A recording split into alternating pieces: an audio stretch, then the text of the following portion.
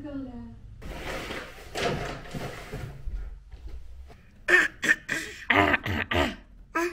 Coucou. Tu viens me voir? Tu viens me voir à travers le tunnel? Tu viens me voir?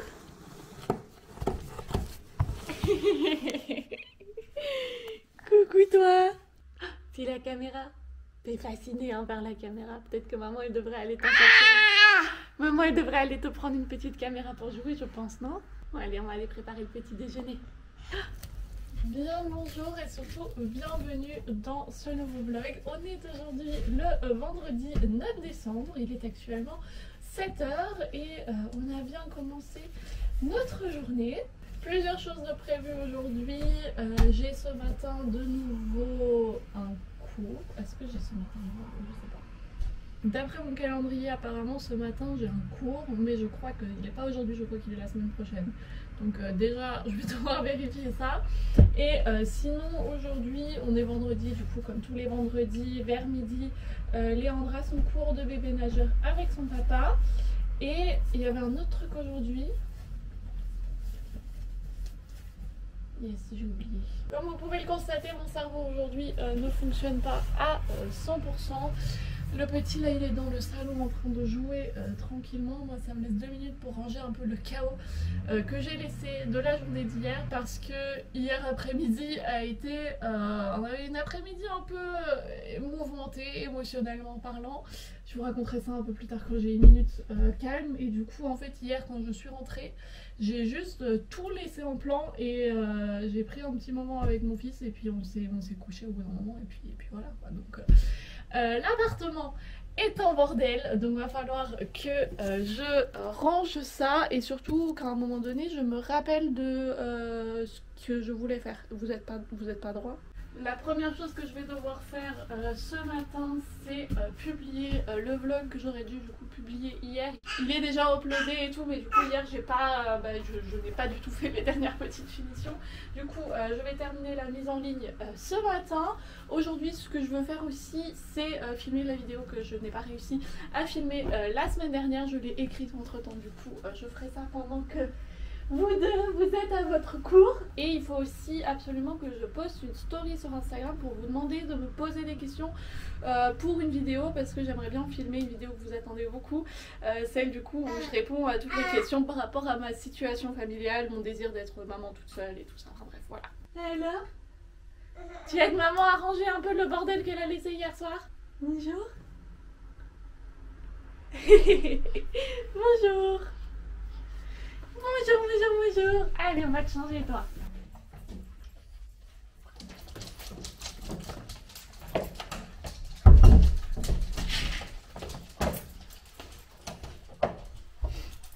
Je reviens tout juste de la boulangerie. J'ai trouvé aussi en route dans ma petite armoire à livres un petit livre de recettes. Trop mignon. Il est tout petit et tout. Je vais voir s'il y a peut-être des recettes dedans que je peux faire. Et je me suis rappelé aussi de ce que je voulais faire aujourd'hui. En fait, il y a quelques jours, j'ai commandé des habits pour le petit pour mettre dehors. Et j'ai essayé d'aller avec lui à la petite plaine de jeu à côté de chez moi. La première fois n'a pas été un franc succès. La seule chose qu'il a bien aimé, c'était la petite balançoire.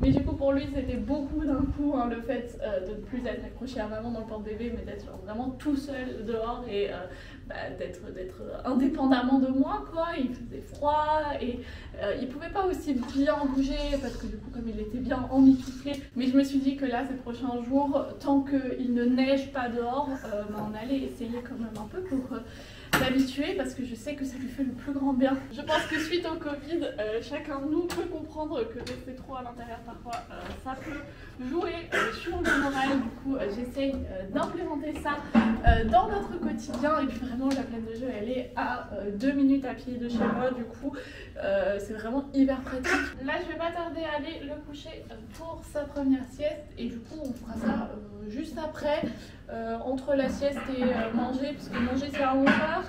Donc voilà. Comme vous voyez, j'ai toute une petite organisation et je sais pas si vous voyez aussi ma salle de bain, on dirait le paradis. C'est parce que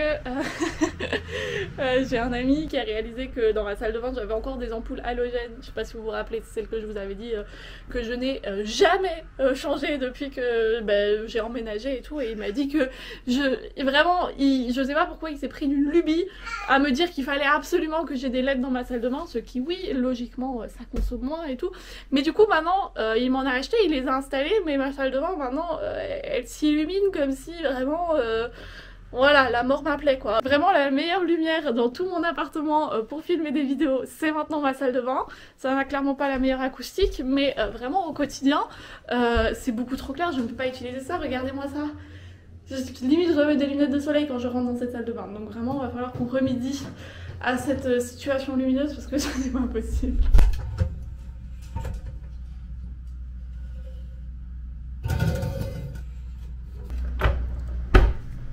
Il est déjà presque 11h.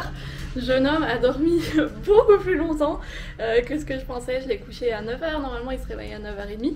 Ce qui s'est passé, hein, il ne dort toujours que des demi-heures. Mais ce que j'ai essayé de faire là ces derniers jours, ce qui marche plutôt bien, c'est que du coup je m'allonge à côté de lui et je vois s'il arrive à se rendormir tout seul juste par ma présence. Donc j'essaye pas de le prendre, j'essaye pas de le bercer ou quoi, vraiment juste je m'allonge à côté de lui, j'essaye de lui donner le réconfort dont il a besoin. Et ces derniers jours, à chaque fois il s'est rendormi. Et il s'est rendormi pendant assez longtemps. Du coup je suis assez contente parce que ça prouve qu'il est fatigué et qu'il a besoin de dormir encore plus. Mais je ne le force pas à dormir et je ne prolonge pas la sieste plus que ce qui aurait été nécessaire. Il est déjà en train de manger les pommes de terre. Ouais, on va pas manger toutes les pommes de terre par contre. On va garder un peu pour demain.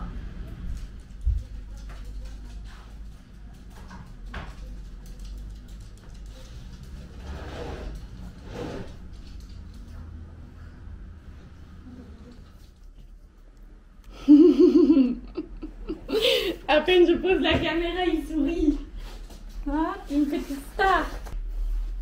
Oups. Voilà. Oulala, oulala, oulala.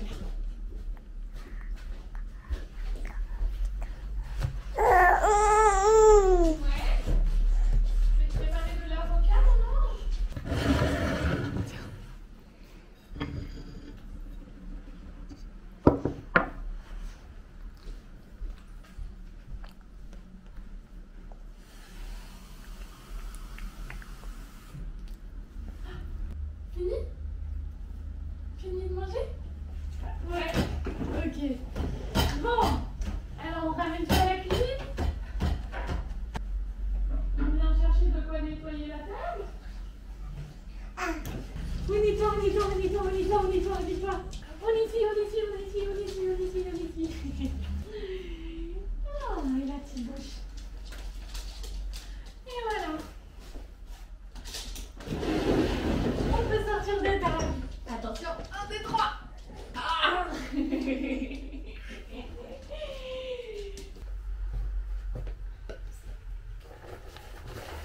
Bien, c'est tout chaud.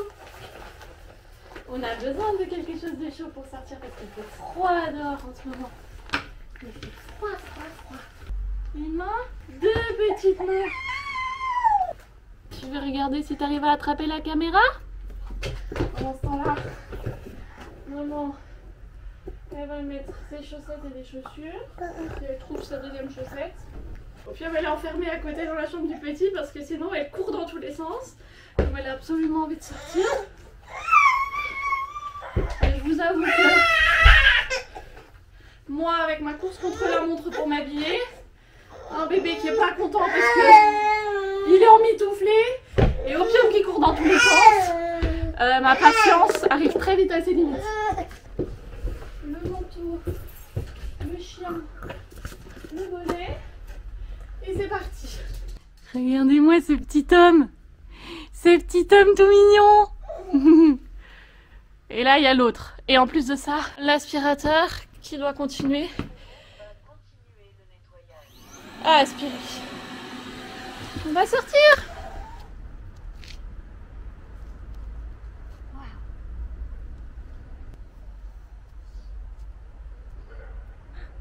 Bonjour, on est tous là.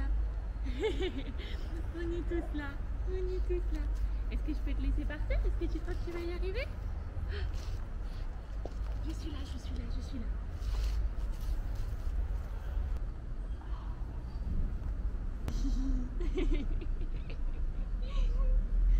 Ça t'aime bien, t'as la balançoire, ouais.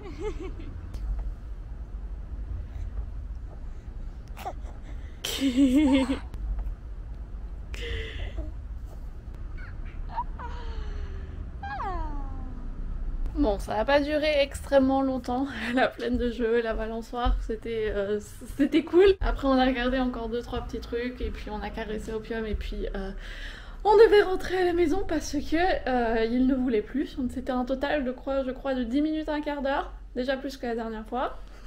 Voilà, on voit le côté positif des choses. Là, je viens de le remettre à son papa et moi du coup je vais me lancer dans le tournage de la vidéo.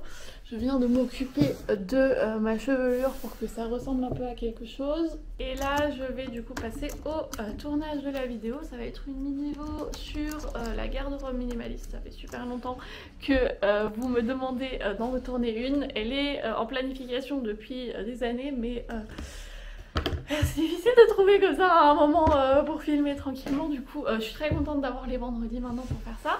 Et je vais arrêter de papoter avec vous et me mettre à filmer. Mademoiselle, c'est ma place. Bien bonjour et surtout bienvenue dans cette nouvelle vidéo. Oh là là, je suis crevée. Je viens de filmer là pendant 1 heure. Ça m'arrive hyper souvent quand ça fait longtemps que j'ai pas filmé comme ça. Juste le fait de parler pendant 1 heure, vraiment, ça m'a exténué. Bon, moi je vais pas tarder à récupérer le petit et moi qui pensais que j'allais pouvoir encore terminer le projet que j'avais commencé la semaine dernière, du coup la rambarde là, de l'escalier, j'ai toujours pas fini. Je n'ai toujours pas avancé par rapport à là où j'ai laissé le truc la semaine dernière, mais je vous avoue que là, aucunement envie. En plus il est 15h, hein. Il est 15h, il fait déjà presque nuit dehors, vraiment c'est un peu déprimant. Il faut absolument que... Je sais pas si vous voyez, mais il faut absolument que je coupe cette plante là, parce qu'à chaque fois que je suis en train de faire la cuisine, elle m'embête. On va faire une petite coupe de cheveux.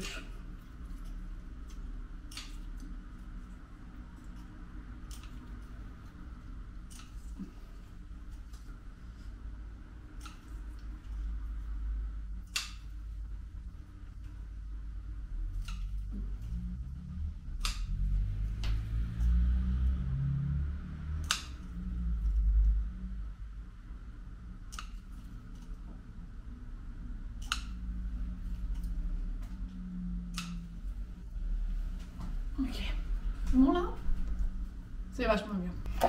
D'ailleurs par rapport à mes mouches de terreau que je vous évoquais là la semaine dernière, elles sont toujours pas parties. Il y en a toujours quelques-unes qui rôdent et le pire c'est que la plante qui en a le plus souffert c'est celle-ci. Comme vous le voyez vraiment elle est pas du tout au top de sa forme, pauvre petite, vraiment je crois qu'en plus vraiment elle a juste abandonné là les feuilles derrière, elles sont juste, enfin voilà. Ça me rend extrêmement triste parce que c'était une des plantes préférées de mon appartement, mais je pense que là vraiment c'était le coup de grâce. Elle en a vécu des trucs, hein. Elle a vécu 2 étés où la personne qui devait s'en occuper a oublié de l'arroser, et en plus ensuite des trips, maintenant un bébé qui lui arrache des feuilles en bas, et en plus de ça les mouches de terreau, vraiment je ne lui en veux pas du tout que là elle donne son dernier souffle, mais ça me rend quand même un peu triste parce que du coup ça fera un peu vide quand même sans cette plante. Enfin, ça fait déjà vide, hein. Je sais pas si vous vous rappelez de quand elle avait encore plein de feuilles partout. C'est un peu triste. Mais de toute façon, c'est pas très grave. J'essaie de me remonter le moral et de voir les choses de manière positive parce que j'aimerais bien changer quelques petits trucs dans mon appartement. Pas tout de suite dans les prochains mois quand le petit aura besoin d'un peu plus d'espace pour se mouvoir.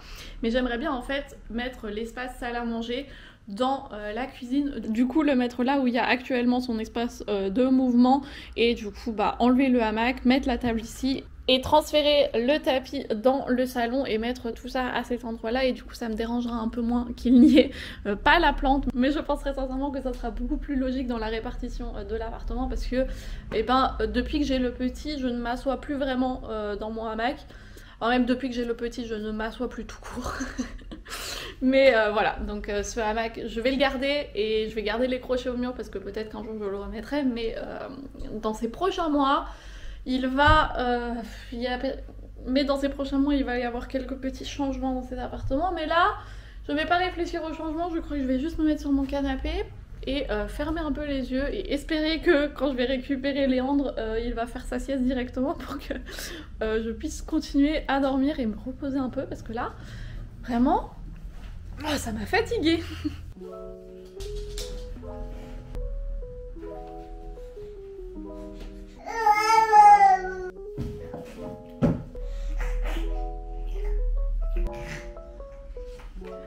Tu veux lire un livre avec moi, mon frère?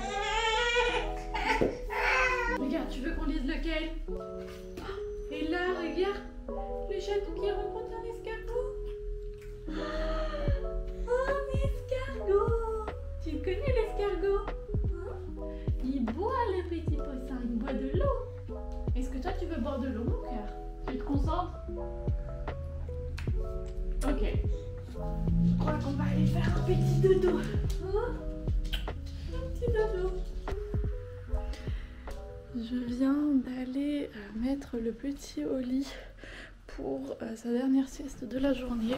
D'habitude je ne couche pas aussi tard, je préfère du coup que sa dernière phase d'éveil de la journée soit un peu plus longue pour éviter que nous on se couche à pas d'heure. Mais là il était vraiment crevé, et du coup il va dormir sa petite demi-heure, et ensuite on va pouvoir avoir une routine du soir tranquille, sans trop de pleurs, et du coup on ira se coucher un peu plus tard que d'habitude, c'est pas bien grave. Je voulais prendre ce petit temps là pour vous expliquer ce que je vous disais du coup ce matin, ce qui s'est passé hier, parce que vraiment j'espère vraiment qu'il y en a certains et certaines d'entre vous qui ont aussi des enfants qui ont vécu la même chose et qui vont pouvoir me rassurer et me partager peut-être leurs expériences concernant le fait de faire garder son enfant par quelqu'un d'autre, ou d'habituer son enfant à la crèche ou quoi.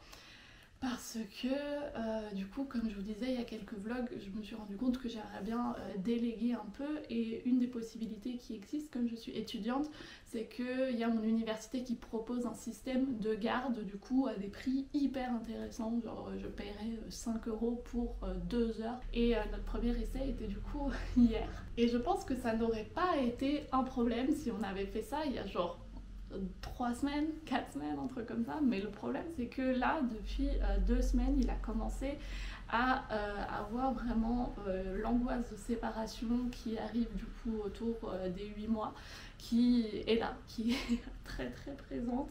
Et du coup je savais déjà hier en allant là-bas que ça allait être compliqué, mais je ne m'imaginais pas à quel point ça allait être difficile. Vraiment, j'ai rencontré du coup la madame qui s'occuperait de mon fils du coup pendant un certain temps. Je voulais pas le laisser là pendant 2 heures, hein. Au contraire, je suis restée là avec lui pendant 1 heure pour qu'il explore un peu tout déjà, et que je sois là et que je rencontre aussi la madame et tout, et qu'il voit que tout le monde est en confiance. Et puis je me suis dit, bon bah je vais faire un petit tour autour du pâté de maison pour, je sais pas, une dizaine, quinzaine de minutes, pour juste qu'il s'habitue au fait que bah, je pars et je reviens. Je lui avais laissé des petits biscuits et tout, j'avais ramené plein de trucs sur sa tétine, son doudou, tout était là. Il s'amusait bien, il avait l'air vraiment content, et du coup au bout d'un moment je lui dis bon bah je vais aller faire un petit tour. Il était encore en train de manger, donc apparemment ça allait. Et du coup je fais un petit tour et tout, je me suis dit vas-y je vais juste aller à la banque chercher de l'argent. Et après même pas 10 minutes, elle m'appelle en me disant ouais faudrait que tu reviennes et tout, parce qu'il est pas très content. Sauf que bon, moi j'étais déjà enfin j'avais marché pendant 10 minutes, du coup j'avais 10 minutes retour. Et quand je suis arrivée, vraiment il était, mais je l'ai jamais vu dans cet état. Il pleurait et il tremblait, et vraiment il avait du mal à respirer, et je me suis sentie mais tellement mal. Oh là là, mon Dieu, j'aurais pu pleurer sur le moment. Là aussi, vraiment, ça me remet les larmes aux yeux, là. Rien que d'y penser. J'ai pris 10 minutes à le calmer pour qu'il reprenne ses esprits et tout. Et moi, après ça, j'ai pris des heures à me calmer, à reprendre moi mes esprits. Vraiment, genre, j'avais l'impression d'avoir genre abandonné mon enfant et que enfin c'était horrible. Et le pire dans tout ça, c'est que depuis hier, à chaque fois qu'il pleure, maintenant j'ai l'impression que il se rappelle du fait que je l'ai laissé tout seul et que pour lui ça a dû être une situation vraiment d'abandon parce qu'il me voyait pas et il m'a pas vu revenir pendant un certain temps. Je pense même pas que j'ai pris 10 minutes à revenir, je pense que comme j'ai couru, je pense que j'ai pris 5 minutes, mais pour lui ça devait être genre une éternité et juste genre maintenant quand je le pose et quand je sors de la pièce je l'entends direct genre pleurer et tout et je sais que, enfin au fond de moi je sais que c'est juste l'angoisse de séparation normale, mais dû au fait qu'on a eu ce petit moment là, et ben moi j'ai de la culpabilité de fou. J'ai l'impression que genre ça y est je lui ai fait son premier trauma et que c'est ma faute et que et voilà. Mais du coup, j'ai parlé avec la madame, elle m'a dit que ça serait bien que du coup on se voit une fois par semaine juste pour qu'il s'habitue et tout. En plus, elle habite tout près, elle m'a même proposé, elle était adorable, elle m'a même proposé qu'on se voit genre en privé juste pour qu'il apprenne à la connaître et tout. Et bien que je pense que ce soit en soi une très bonne idée, je ne suis pas prête. Je ne suis pas prête et je crois que lui non plus, mais surtout moi, je ne suis pas prête du tout. Et je suis pas prête dans le sens où je sais que j'en ai pas besoin actuellement. Bien sûr que ça serait cool que j'ai 2 heures pour moi comme ça fixe dans la semaine où je sais que je peux juste me poser à la bibliothèque et travailler un peu sur autre chose, répondre à des mails ou juste lire des textes ou même juste genre m'asseoir et regarder dans le vide pendant 2 heures et avoir juste cette liberté là, mais c'est en plus, c'est pas une nécessité. J'en ai pas le besoin et du coup je ne me sens pas prête à nous infliger ça à tous les deux, à nous infliger ce stress supplémentaire pour quelque chose dont on n'a pas réellement besoin pour l'instant. Donc je pense que je vais lui écrire ça. Et en plus de ça, ce matin j'ai reçu un message d'une jeune étudiante qui est francophone. Elle est marocaine plus précisément, mais elle parle français parce qu'elle a grandi apparemment en France. Je sais pas trop quoi, mais en tout cas je la rencontre la semaine prochaine parce que du coup j'avais mis une petite annonce en ligne il y a quelques semaines en disant que je recherchais une babysitter francophone, donc quelqu'un qui pourrait venir une fois par semaine chez moi et juste jouer avec le petit en lui parlant en français pendant que moi je serais très probablement juste à côté dans ma chambre en train de faire du montage, mais vraiment juste genre quelqu'un qui vienne régulièrement pour que mon fils se rende compte qu'il n'y a pas que moi qui parle français, qu'il y a aussi d'autres gens. Et du coup, elle a répondu à mon annonce et je la rencontre la semaine prochaine. Et je pense que le fait que ça soit chez nous, à la maison, dans un environnement qu'il connaît, ça pourrait lui faciliter la chose. Et c'est quelque chose que j'aurais davantage envie d'essayer parce qu'au-delà du fait que ça me libère 1 heure, eh bien, il y a tout un plus éducationnel. Il y a tout un plus pédagogique aussi qui s'installe du coup grâce à la langue. Et bien sûr que ça va être plus cher, mais d'un autre côté, et bien sûr que ça va être un peu plus cher parce que du coup elle a des tarifs. Et bien sûr que ça va être un peu plus cher parce que bien évidemment je vais la payer à des tarifs de babysitter normal. Mais pour moi ça vaut plus la peine et plus le coût d'essayer de faire ça que d'essayer de l'habituer à se faire garder par une personne à l'université qui parle allemand pendant 2 heures et ce qui n'a pas vraiment d'utilité pour moi. Voilà, je sais pas si c'est logique. Mais voilà, du coup, moi je suis encore en train de me remettre de mes émotions d'hier, je suis encore en train d'essayer de... Ouais, je sais pas, de comprendre ce qui s'est passé aussi en moi et d'essayer de digérer tout ça et de faire que je ne me sente pas coupable ou plus autant que je me le sens actuellement. Mais je pense que ça va prendre encore quelques jours, voire quelques semaines et j'espère aussi que cette angoisse de séparation, chez lui, ça va se calmer un peu et qu'il va se rendre compte qu'il n'est pas tout seul et que je ne le laisse pas tout seul. Et je sais pas combien de temps est-ce que ça dure ça, parce que je remarque aussi que du coup il a beaucoup plus de mal aussi à s'endormir, l'endormissement autonome qu'on avait là ces derniers mois, rarement il y arrive, la plupart du temps il a besoin que je sois là. pour s'endormir, parce qu'à chaque fois que je sors de la pièce, vraiment, il est en pleurs, il crie et tout, et vraiment ça me brise le cœur. Et à chaque fois maintenant j'ai l'impression que bah, c'est ma faute. Yes, n'hésitez pas à me dire si... n'hésitez pas à me dire si jamais vous avez eu des expériences similaires, et si vous avez des enfants un peu plus âgés, n'hésitez pas à me rassurer si vous avez des histoires rassurantes. Si vous avez des histoires horribles avec des trucs qui se sont mal passés et tout, qui vont juste me faire sentir plus mal, gardez-les pour vous, j'ai pas envie de savoir. Bon, moi je vais profiter là des 10 dernières minutes que j'ai pour commencer à faire à manger. Puis on va passer à notre petite routine du soir.